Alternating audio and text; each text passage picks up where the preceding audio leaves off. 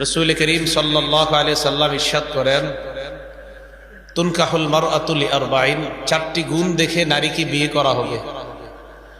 লিমালিহা, এক নাম্বার সম্পদ দেখে, ওয়ালি হাসাবিহা, দুই নাম্বার বংশ দেখে, ওয়ালি জামালিহা, তিন নাম্বার সৌন্দর্যতা দেখে, ওয়ালি দীনিহা, চার নাম্বার দিনদারিতা দেখে। এই চারটার মধ্যে নবীজি বলেন, ফাসফার বিজাতিদ দ্বীন, দিনদারিতাকেই তুমি প্রাধান্য দাও।